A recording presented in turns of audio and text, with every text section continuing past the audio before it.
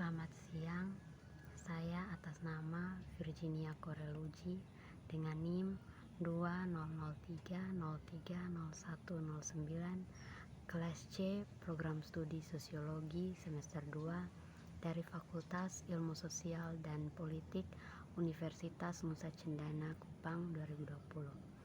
Siang hari ini saya akan mempresentasikan tugas ketiga mata kuliah Teori Sosiologi Klasik, review buku Teori Sosiologi di Era Klasik, Teks dan Bacaan. Bab 1, Pendahuluan. Latar belakang, sosiolog masih berusaha untuk menjelaskan masalah kritis seperti sifat kapitalisme, dasar dari solidaritas dan kohesi sosial, peran otoritas dalam kehidupan sosial, manfaat dan bahaya yang ditimbulkan oleh birokrasi modern, dinamika gender dan penindasan rasial, dan sifat diri untuk menyebutkan beberapa. Klasik teori sosiologis memberikan dasar konseptual yang sangat penting untuk dieksplorasikan dunia hari ini.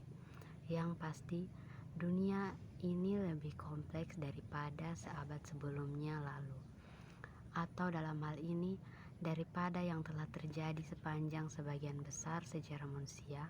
Selama waktu itu, individu hidup dalam kelompok kecil sebagai pemburu pengumpul. Dengan kemajuan pertanian dan industri, kemudian bagaimanapun masyarakat tumbuh semakin kompleks. Kompleksitas yang berkembang pada gilirannya menimbulkan pertanyaan tentang apa yang khas, modern tentang kehidupan kontemporer. Sosiologi lahir sebagai cara berpikir tentang pertanyaan semacam itu. Hari ini kami menghadapi serupa pertanyaan tentang dunia postmodern. Bab 2, Pembahasan. 1. Apa itu teori sosiologis? Teori adalah sistem pernyataan atau proposisi yang digeneralisasikan fenomena. Namun ada dua fitur tambahan yang menyatu membedakan teori ilmiah dari sistem gagasan lain seperti yang ditemukan di agama atau filsafat.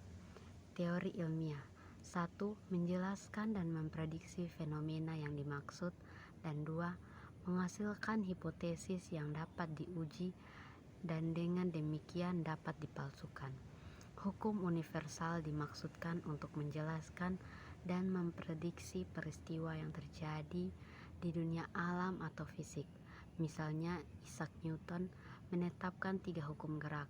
Hukum pertama, hukum kelembaman, menyatakan bahwa benda bergerak akan tetap bergerak dan objek diam akan tetap diam kecuali ditindaklanjuti kekuatan lain. 2. Era sejarah garis waktu parsial. Pemikiran ilmiah sendiri baru muncul pada abad ke-15 melalui upaya para astronom dan ilmuwan seperti Kopernikus, Galileo, dan Bacon. Penemuan Kopernikus di awal abad ke-16 pada abad bahwa bumi mengorbit matahari secara langsung bertentangan dengan literal pemahaman tentang Alkitab yang menempatkan bumi di tengah alam semesta. Dengan peningkatan inventifnya pada teleskop, Galileo membenarkan pandangan heliosentris Kopernikus abad berikutnya. Galileo kontemporer Sir Francis Bacon mengembangkan pendekatan eksperimental induktif untuk menganalisis dunia alami, di mana dia kemudian dikenal sebagai ayah dari metode ilmiah. Dalam mendukung kemenangan investigasi yang beralasan atas keyakinan, para ilmuwan awal ini dan para intelektual pencerahan yang mengikuti jejak mereka menegur pengetahuan yang ada sebagai syarat dengan prasangka dan tradisi tanpa pikiran. Bagian ketiga, revolusi ekonomi dan politik. Sejauh ini kita telah membahas bagaimana disiplin sosiologi muncul dalam lingkungan intelektual tertentu. Tetapi tentu saja, pencerahan dan kontra pencerahan adalah penyebab dan akibat dari sejumlah perkembangan sosial dan politik yang juga mempengaruhi yang baru muncul disiplin sosiologi. Ekonomi, politik, dan agama yang luar biasa transformasi telah terjadi di Eropa Barat sejak tanggal 16 abad. Disiplin baru sosiologi berusaha menjelaskan keduanya secara ilmiah, sebab dan akibat dari perubahan sosial yang luar biasa tersebut. Salah satu yang terpenting dari perubahan ini adalah revolusi industri, periode perubahan besar yang dimulai di Inggris pada abad ke-18. Istilah revolusi industri mengacu pada penerapan tenaga yang digerakkan mesin untuk pertanian, transportasi, dan manufaktur. Meskipun industrialisasi dimulai di masa-masa terpencil dan berlanjut hingga hari ini, proses benar-benar mengubah Eropa pada abad ke-18. Bagian keempat, seluk-beluk kanon klasik. Sejauh ini kami berpendapat bahwa tokoh sentral di jantung klasik teori sosiologis semua berusaha menjelaskan ekonomi, politik, dan transformasi sosial yang terjadi di Eropa pada akhir ke-19 abad. Padahal kekhawatiran tentang sifat ikatan sosial dan bagaimana ikatan tersebut dapat dipertahankan dalam menghadapi perubahan sosial yang masih ada jauh sebelum abad ke-18 dan di banyak tempat, tidak hanya di Eropa Barat. Memang di akhir abad ke-14, Abdel Rahman Ibnu Khaldun lahir di Tunis, Tunisia di Afrika Utara, banyak berpikir dan menulis tentang subjek yang memiliki banyak kesamaan dengan sosiologi kontemporer dan jauh sebelum abad ke-14, Plato, Aristoteles, dan Thucydides menulis tentang sifat perang, asal-usul keluarga dan negara, dan hubungan antara agama dan pemerintah, topik yang ada sejak saat itu menjadi pusat sosiologi. Aristoteles misalnya menekankan bahwa manusia pada dasarnya adalah hewan politik. Yang kelima, kelas hiburan dan konsumsi yang mencolok. Meskipun gagasan Karl Marx sebagian besar akan tetap berada di pinggiran sosiologi pada tahun 1960-an, ide-idenya tetap menginspirasi banyak sarjana bahkan sebelum kematiannya.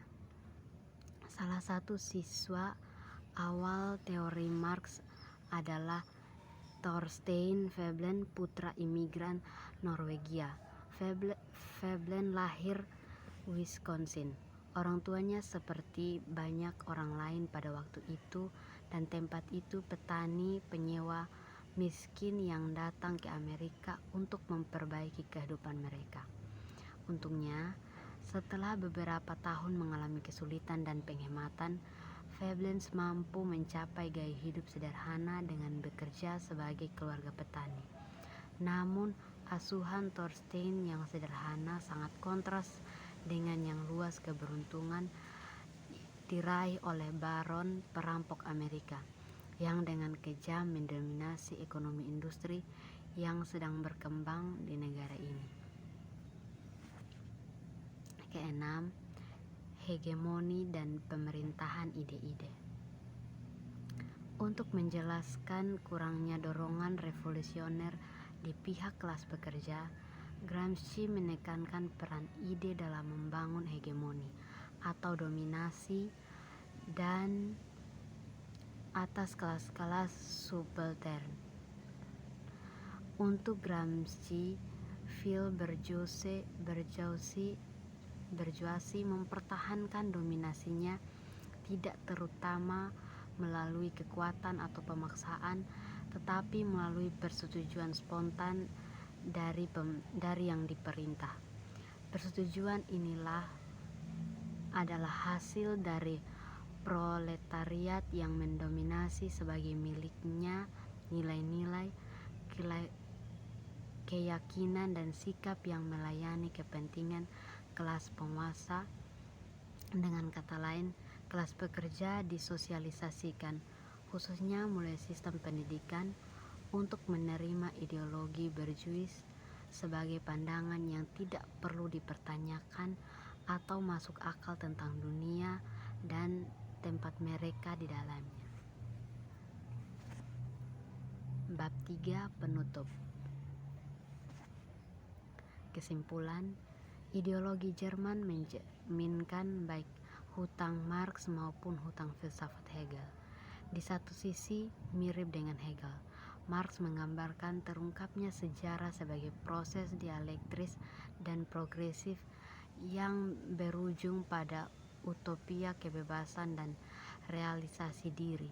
Dengan kata lain, seperti Hegel, Marx berpendapat bahwa setiap periode berturut-turut dalam evolusi masyarakat adalah suatu keharusan konsekuensi dari tahap sebelumnya, dan Marx memproyeksikan seorang milenial signifikansi ke proses itu sendiri, mengklaim bahwa pembangunan sosial berakhir utopia perlu yang bebas dari konflik dan eksploitasi.